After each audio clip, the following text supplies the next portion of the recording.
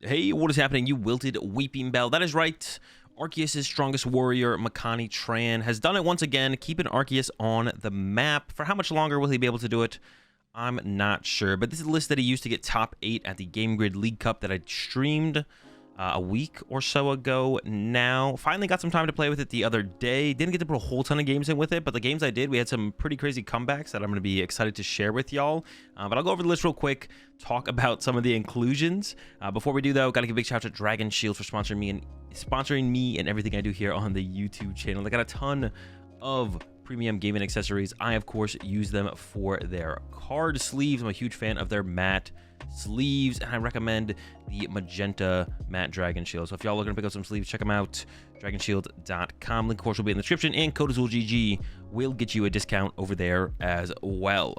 So nothing too crazy for the attacking lineup, to be honest. Of course, we have the 4/4 Arceus here, which is the main attacker in the deck. The draw engine is, of course, the B-Barrel still. Arceus B-Barrel deck here. 3/3 B-Barrel line. Super thick on the B-Barrel, trying to set up a 2/2 pretty much every single game. Sometimes set up that third B-Barrel. Most of the time, we want to be committing our bench space to other attackers or the Squo Vet with the Nest Stash, shuffling our hand to the bottom of the deck. Synergizes super well with B-Barrel's draw power. Sometimes we get a hand of cards where we can't play any cards, which means then if we can't play any cards, then we can't draw any cards with B-Barrel. But Squo Vet saves us there. We got the Spirit Tube in here, which gives us a chance up against the control matchup. Also pretty disruptive against Charizard and Dragapult. I don't know fully all of the reasons for all the cards in here that Makani decided to include.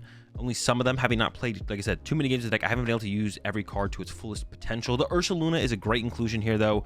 Super aggressive late game attacker to help us KO stuff like Raging Bolts, specifically, really, really nice. Or even like a Chien-Pao would be a good knockout with this card. Although the Chien-Pao matchup's got to be pretty tough, but there's Eries in here to help us with that one, I guess. The Ogerpon, the Fighting Ogerpon here for the Charizard matchup specifically.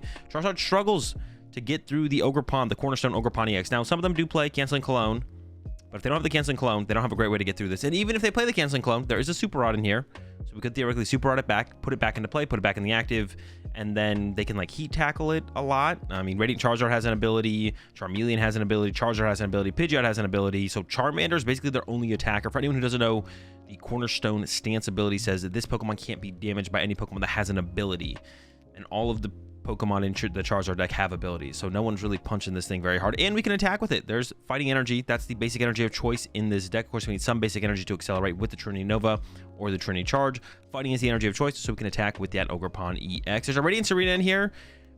I actually have no idea why the Radiant Serena is in here. I'm actually not sure the matchup. Lost Zone decks, probably pretty decent against Lost Zone decks. Maybe Gardevoir if Gardevoir's spreading against you. Yeah, I'm actually not too sure. I guess comboed with the Ogerpon, they can't heat tackle your Ogerpon for damage at some point. That would actually work out, I guess, potentially, eventually. For the supporters, 4 Iono, just to go to, and then 1 Judge in here as well, which is actually really good against Charizard and Dragapult, those big setup decks that want to go like Candy Pidgeot, Candy Charizard, or Dragapult turn 2. You know, if we go first, we can turn 2 Starbirth, or whatever else we need to set up, and then also grab the Judge alongside that, throw the Judge at them, and really slow down their initial start. That can be a super powerful card to throw at them early on. Plenty of gust effects, a little bit of healing and recovery with the Charon's Care. There's also a Palpat in here, so we could theoretically use Charon's Care twice, or maybe even Eerie 4 times. Eerie good in, honestly, a ton of matchups. It's good against stuff like Charizard and Dragapult to slow them down in the early game, get rid of some rare candies or Ultra Balls from their hand to stop those candy combos from happening. Super good against Control as well. Trying to think about Chien-Pao, Baxcalibur, it's really good. It's really good against Guardia as well to get rid of their Super Rods, because generally all of their attackers are like one of. So you could play Lost Cities in here, but instead going for the heavy jamming Tower Count, which is really good against Gardevoir. It stops the potential of a Bravery Charm knockout, or if we don't get it before they use the Bravery Charm on a Drifloon to get a 1-hit KO, we can put it into play afterwards, and then the Drifloon will get KO'd by us putting the stadium in play. Honestly, the better use for this card, though, in that matchup is stopping the potential of Team Evolution. Now, Guardia does play some of their own stadiums. They usually play usually two Artisan, or like 1 Artisan, 1 Sinnoh. I've seen some people playing Vacuum as well, so they got some ways to move stadiums, but they're not usually going to see that many cards that early on, especially if we like go first in the matchup. We have it open up with a turn 1 Jamming Tower. Then we can throw that into play, And then even if they have the Arven to find the TM evolution, they can't use the TM evolution, which is pretty sick. Also, Jamming Tower shuts down stuff like Bravery Charm and the Raging Bolt matchup, and Force Seal Stone against like Charizard and Dragapult, stuff like that. So decent amount of value to be gained out of Jamming Tower across the board right now. It doesn't hit any decks super hard, I feel like, besides Gardevoir. Gardevoir, I guess, is what you hit the hardest with this. The other decks, you don't hit them super hard by including this in your deck, but it does help across the board in quite a few situations. Of course, we got a one of Switch in here. I mentioned the recovery and the Super Rod and the Palpad. Of course, we got 4 Ultra Ball, 4 Nest Ball. Why wouldn't we? 2 Buddy Poffin in here. I've been a huge fan of Buddy Poffin in Arceus decks as of late. The last time I played an Arceus deck was a little while ago. It was an Arctina build. I started putting Buddy Poffin in there. 2 is a lot, but honestly, I mean, we're going for consistency here. That's one of the last remaining strengths of Arceus is its consistency. So we're trying to maximize that. The 4/4 Arceus, the 3/3 B-Barrel, you know, maxing out on the Nest Ball and the Ultra Ball, and then also 2 Buddy Poffin to help us more aggressively get our Beedoops in play, so our Nest Balls can go to getting our Arceus in play. And then, of course, we need to get that Turn 1 attachment down. There's 14 energy in this build. 6 of the basic fightings. We need some kind of basic energy to accelerate into play with our Arceus, of course. The double turbos, 2 Mist energy. Really good against Roaring Moon, EX, really good against Dragapult, stuff like that. 1 of Jet Energy. This has been like a pretty common inclusion in Arceus over the last year or so. Kind of like our second switch card. We do have the 1 switch in here, which we do need, but also we can potentially use the Jet as well. Like if we go first and we get an Arceus V on our bench, let's say we open a Bidoof and we attach a double turbo to the Arceus V, we get a double turbo on as our first attachment onto our Arceus V. The next turn, we could either draw into the Jet Energy or Starbirth for Jet Energy. So we're Starbirthing not only for our switch card, but also our energy attachment for turn, which is super dope to then get it in the active. And the last energy in here, and the ace spec of the deck, and this was a surprise to me when I saw that Makani was running the Legacy Energy. But after you see the gameplay that I show you, you'll probably understand why we have the Legacy Energy in here a little bit more, and I definitely understood it a little bit more. Yeah, Legacy Energy in here. When the Pokemon this card is attached to is knocked out, your opponent takes 1 less prize card. So one of the problems with Arceus decks, like Arctina, any Arc B-Barrel variant, to be honest, has always been, we don't have a way to offset the prize trade, to force our opponent to have to take like an extra turn to win the game, to make them have to take another knockout. Because almost all of our attackers are just 2 prize Pokemon. We actually recently saw, towards the end of last format, Dalton, who got 2nd place at the last regional in the Latin American region, was playing Arctina with a Radiant Charizard, which I thought was a really clever idea to kind of include something in the deck that forces your opponent to all of a sudden have to play onto an odd prize card game, which means they need to take an extra turn to win the game. We can do the same thing with Legacy Energy. We can try and get our first or second Arceus, to be attacking with Legacy Energy, or even into the late game after our opponent's down to like 2 prize cards, maybe we can get Ursaluna into the active with Legacy Energy, and then Iona them low and hope that they actually can't get around the Ursaluna. Will probably still have an Arceus on their bench, so there's like a 2 prizer waiting, but if they have to go through the active, all of a sudden they're not winning the game that turn, and that gives us +1 turn to play the game. So always been a huge hiccup in these Arceus B-Barrel decks. No way to force our opponent to go onto odd prize cards, because there's not just any really good efficient 1 prize attackers generally to play in the deck. Like I said, mentioned Dalton, giving Dalton the shot out with the Radiant Charizard build of Arctina that he played, and kind of tried to solve that problem with Arctina. But we can do that now with the Legacy Energy, which I think is a really clever inclusion to get more game out of the games of Pokemon you play with this deck. Anyways, that's all my thoughts on the list. Like I said, I don't know everything about this deck. There's a lot of interesting inclusions that I don't fully understand. I didn't talk to Makani about it specifically before making this video, but I was having some fun playing the deck, so I want to share it with you. And everything I do know, I hope I explained it here well. If y'all enjoyed the video, give it a like, and let's go ahead and jump into some action. Usually you want 2, sometimes you want 3. Ogerpon in play. Wow. Oh shoot, I didn't mean to do that. I meant to get a Bidoof. I was on autopilot there. Usually you want 2, sometimes you want 3. So you can make an argument that it doesn't come up often enough where you'd ever want more than 2 Ogerpon in play, where it'd be like, okay, can we get away with just playing 2 Ogerpon? Well, it's like, well, probably not. Just due to the prizing variables in the Pokemon TCG, you couldn't play 2 Ogerpon. So it's okay, we have to at least play 3 Ogerpon. We have to at least play 3 Ogerpon, just because of the prize variable. Because usually we want 2 in play, right? In most matches, we're comfortable with 2 in play and want 2 in play. It's like, okay, well, not only is it a card that we want 2 of them in play pretty consistently, we want them in play aggressively. We want them in play turn 1, right? We want them in play turn 1. Getting 2 in play turn 1 is that much better. It's like, okay, cool. How do we increase our odds of doing that? Well, the only way to do that would be to play more, but to what point? It's like, well, we don't want to play too many of them. If we could play like 6 Ogerpon, would we? Probably not, right? We can ask ourselves that question as well to maybe help us rationalize a little bit further. If we could play 6 Ogerpon, would we? I don't think so. I don't think I would play 6 Ogerpon. Would I play 5 Ogerpon? I'm not sure I would even play 5 Ogerpon. Would I play 4 Ogerpon? I think I would play 4 Ogerpon. Damn, I'm getting bodied over here. What the heck? I would play 4 Ogerpon. Would I play 3? Or would I be comfortable with 3? I could get away with 3, but 4 definitely feels better.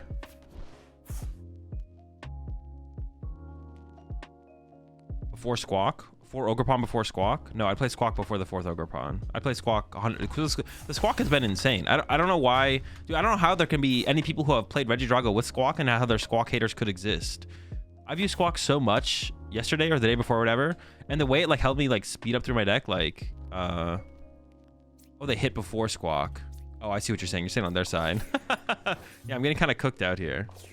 All right, so I need a play for Mist Energy. I could have played the Jamming Tower. I think it's better to hold it though.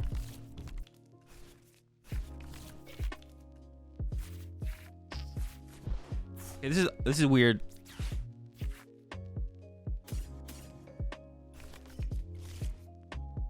See, the thing is I need the Mist Energy here. I'm just gonna start getting frenzied gouging, and I'll just lose to gouging eventually, I feel like.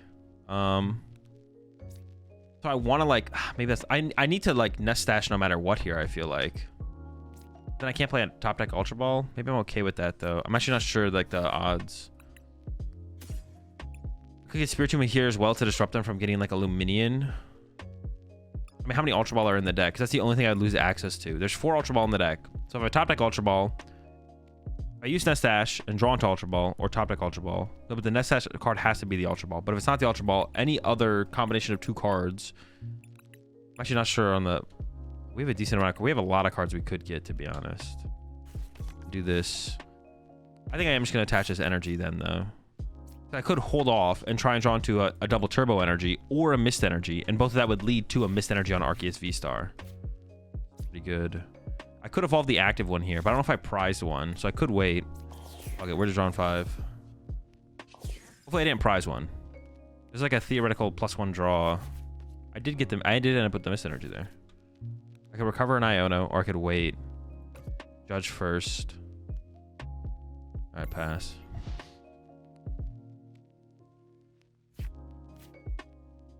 That's why I play 2.6 B-Barrel. True. Oh, they're gonna set this up to take the knockout. Okay. I have to be okay with just getting bopped here, I guess.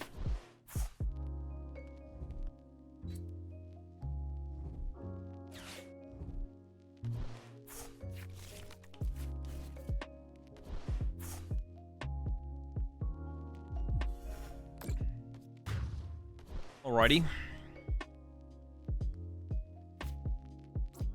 The question is, should I just play the Palpad to cover the Iono right now? I probably just should. Yeah, there's not that many resources burned. So I'm gonna go Palpad. I want to save the Jamming Tower so because I want to make sure I can draw into them to bump Pokestops later. I just don't know how many I prized. I'm gonna bench this now because I can push it up and missed it next turn and swing with it. They're gonna go down to 1 prize card. I don't want this in my deck here now. We have a decent amount left, so I think I'm gonna go like that. I think that's probably fine. All right, B-Barrel. Dude, what is this draw? Yes! What is this? There's so many outs. Oh, I gave them a stadium to be able to use Frenzy Calamity Storm with. Actually, I probably trolled that, didn't I? All right, it's okay. Yeah, I didn't think about that in the moment, to be honest.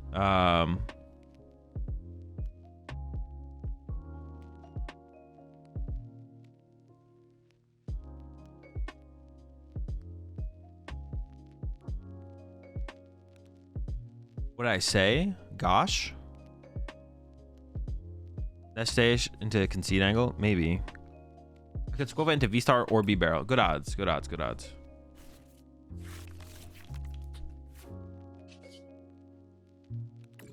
I got greedy. One missed. No missed. Yeah, I guess we just take all three.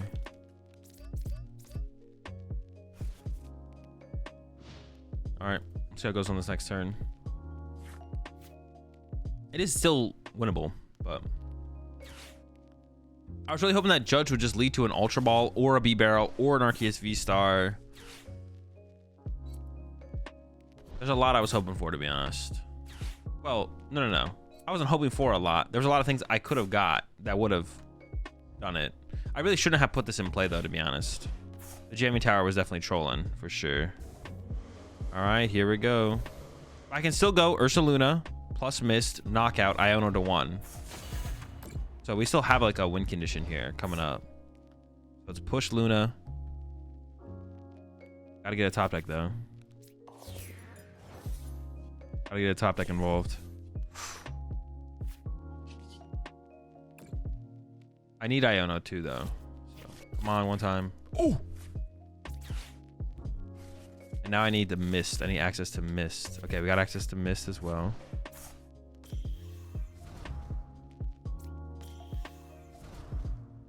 Try bench this. What do I ever want to leave that bench space open for? I don't think I can. Spiritomb, I guess. Yeah, I guess Spiritomb, right? Because they could get Luminion. This deck usually play. Oh no. They don't have Luminion. No, they could. They.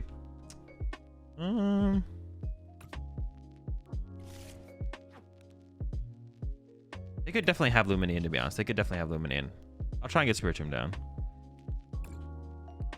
How's this for 1 then? Then Starbirth. I'm gonna grab Mist. Ultra Ball. I want to clear out some of this hand.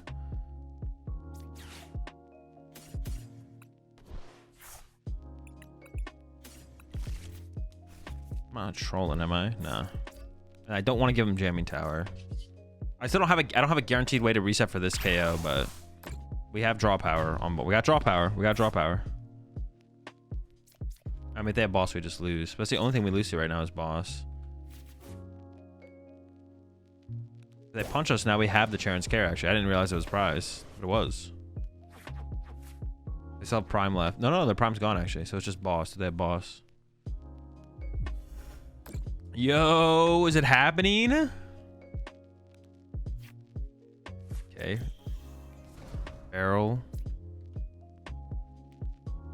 Sharon's. Send this up. Put this down. I should reattach the Mist just in case, right? Probably. They have a 2-card hand. They did nothing.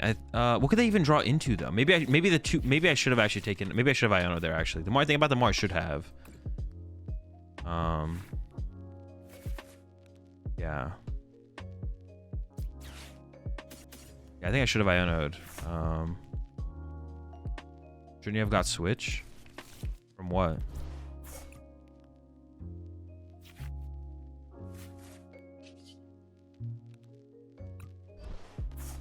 Yeah, because I could go like... Wait, what supporter did I play? Oh, I had to play Charon's Care. I'm trolling. Haha.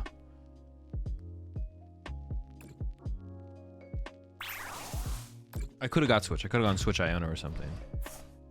I should have tried to like dig for the Switch or the Jet first, I think.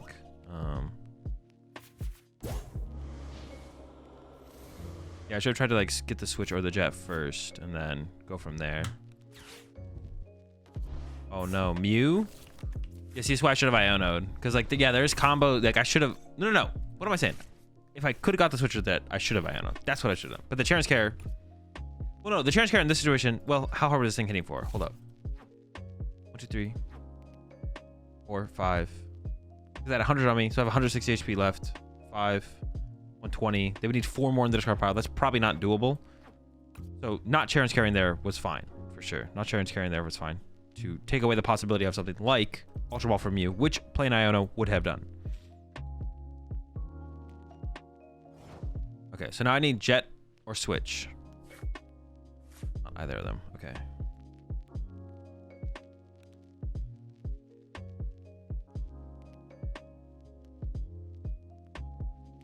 All right, let me think for a second. So they could. I'm gonna ultra ball away this and this.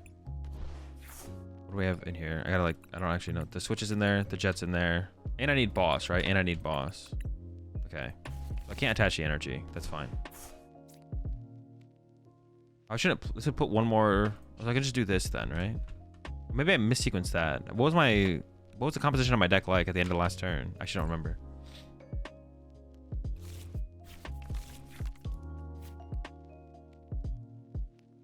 I'm not guaranteed an energy, but it's pretty likely. So I could just go ahead and play this now. And just switch into Arceus. And draw 5. I'm comfortable with that. Okay, cool. Also, I guess, well, it doesn't really matter. It's a good thing I put that extra energy there, actually. When I did. You can't want to kill literally anything in this matchup. Am I playing IRL events besides majors? No, not generally. Not generally, no. Maybe it's not? It probably is, though, right? It probably is Raging Bolt.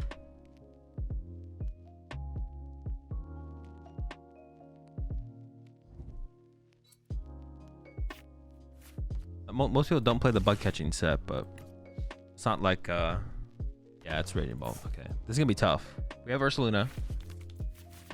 We have Jamming Tower. I don't know how much Jamming Tower is going to matter. Also, our hand is currently dead. That's also like a... That's not good. But we can get some Bidoof. We have attached to Arceus, and then hopefully they don't boss KO this or prime catch KO it. We'll see. Top deck double turbo would be pretty good. Yeah, top deck double turbo would be pretty good. Let's go back and pray. Might have to hit him with it. Okay, decent amount of resources gone. Not too much. I mean, it's you know, it's something. It's a start. All right, Bravery Charm early we don't really care about. Yeah, early Bravery Charm we don't really care about.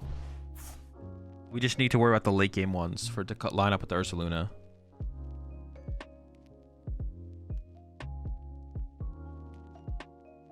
I forget, is there a Super Rod in this deck?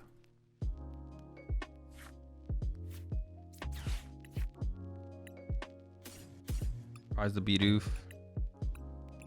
Prize School Vet? Bro, we have all this Pokemon search and there's nothing to search.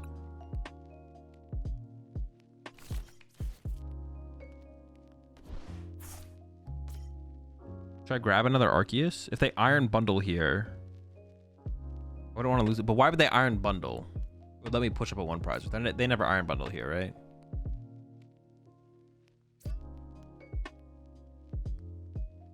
Then not one more thing though, which would probably want to be another Arceus.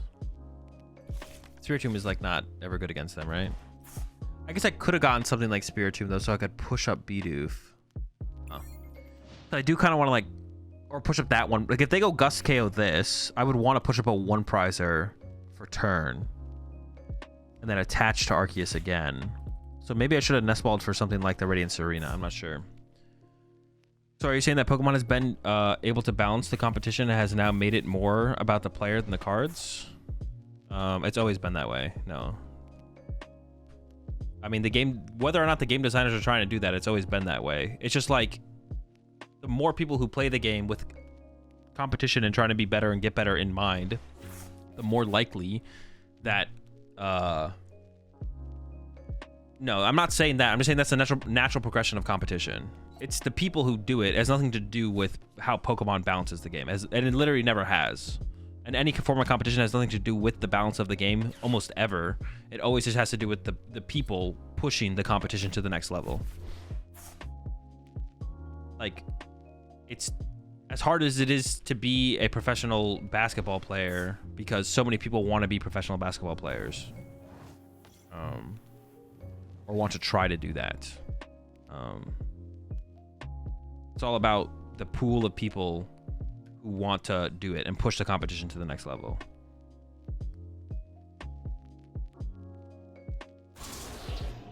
Well, they didn't KO my bench one, I guess.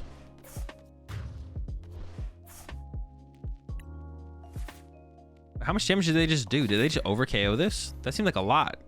Is that how much they had to do though? The top deck? Okay.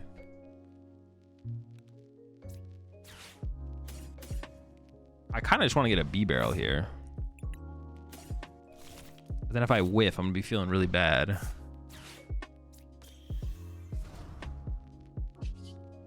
I'll be feeling really bad if I whiff here. Pretty unlikely to whiff, though.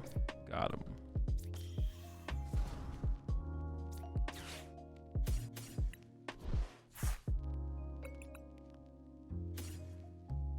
So we want to get into that on the next turn with the legacy energy. Well, maybe not, though, actually. I don't mind putting it down right now, though. Maybe not next turn, though.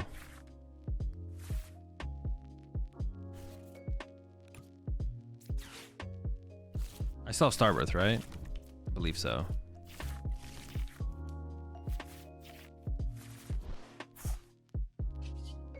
I want to get a double turbo. I have an Iono for hand disruption next turn. I don't need jamming tower next turn.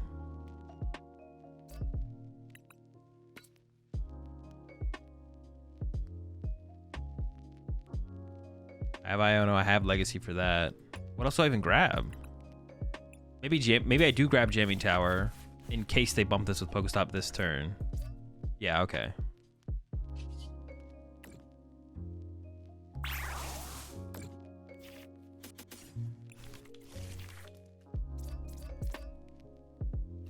That is the play.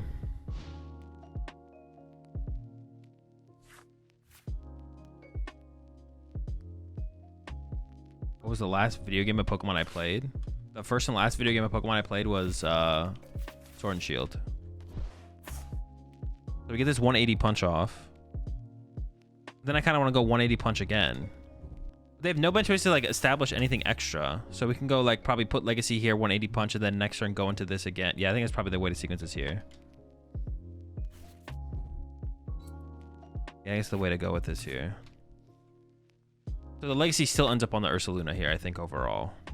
Unless they whiff this turn, then I think I put the legacy on the active. If they whiff knockout this turn, I'm gonna put the legacy on the active here. We'll see what they do though. You just not like them, or you just don't play the video games anymore? I don't like them. I'm not a big fan of them, no.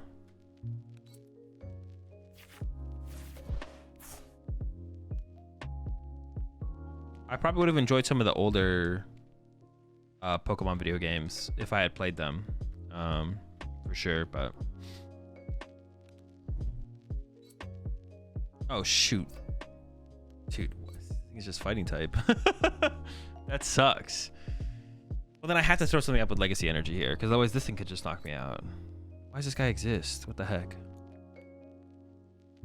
I would like a counter catcher here, so I could counter catcher KO this with Ursaluna, to be honest. Did you not play them from when you were a kid? Nope. Like I just said, the first and last video game I ever played was the Sword and Shield.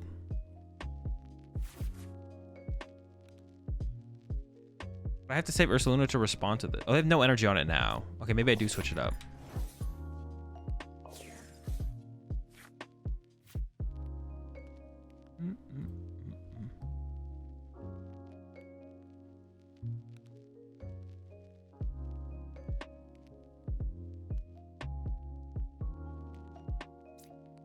Legacy here still, I think. So we knock out this. We have to like hope we buy a turn here.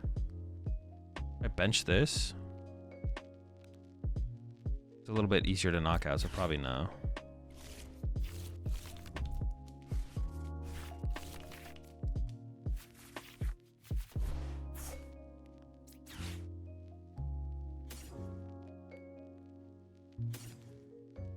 Here we could be good though, actually. Charon's character, this could all be good.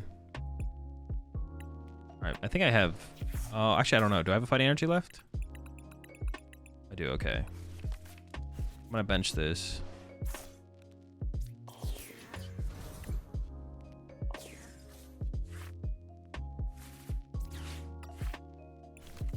I don't really want to... Well, no, I don't want to get the Ogre Pawn, because if I get Squelvet off my prize cards here, I want to bench that instead. It just keeps coming back.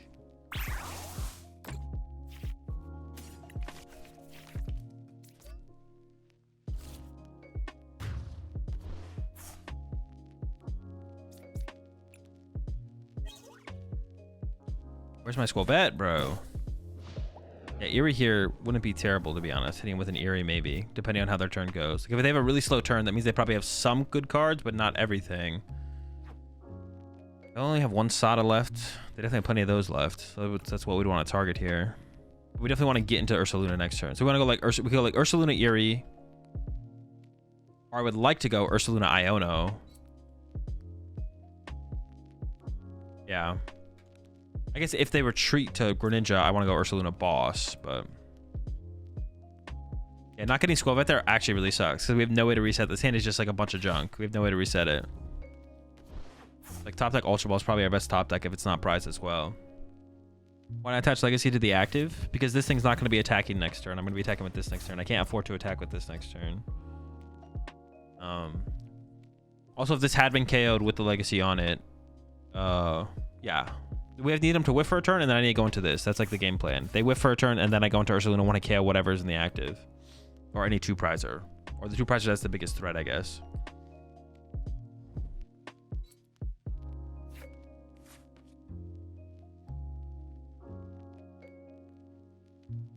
Are you getting your Shroud of Fate with singles for Worlds? Getting them shipped to Hawaii? No, my sponsor is just gonna bring them to me. I guess I will be getting them in Hawaii. They're gonna be there, so. Whiff. Osada. Oh, okay, that's pretty good.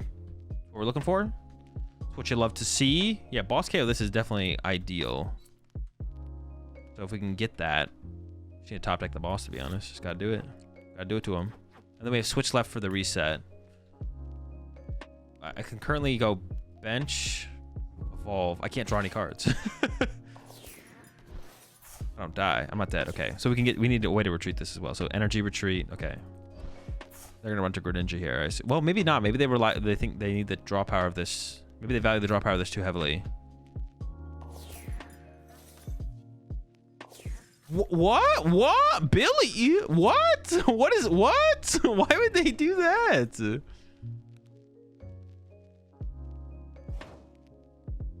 Billy? Now I could KO this with Arceus if I wanted to. Squat? Alright, but I do want to use Ursaluna. I do want to use Ursaluna. Go retreat, Ursaluna attack. Oof. I could get that Squelvet off the prize cards. I almost don't want to bench this because I could get Squelvet off the prize cards, to be honest. Fury. One fighting energy. Is that one card worth I think I should play for the Squelvet, to be honest.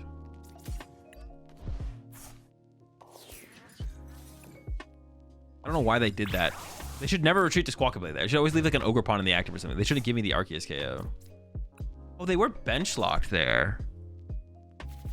They were bench locked there. Should I play that differently?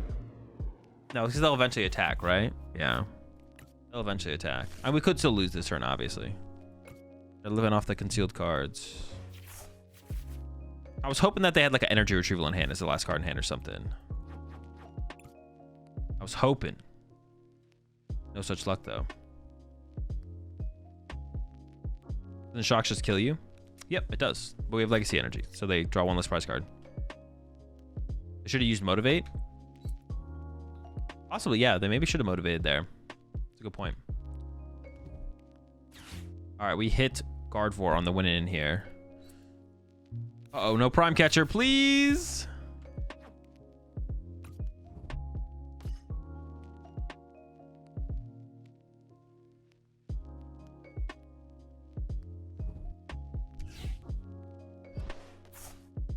Okay.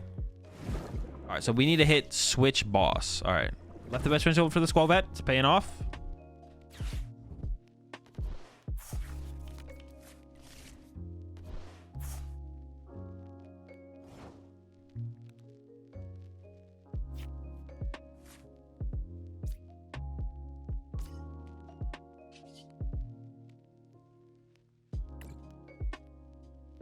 Need switch boss. Switch boss. Or I just pass, I guess. Boss. I mean, I should just play it, right? Because I'm like hoping to find switch. Yeah. Play it on this thing, I guess. Sure. For a second, I thought I had double turbo there.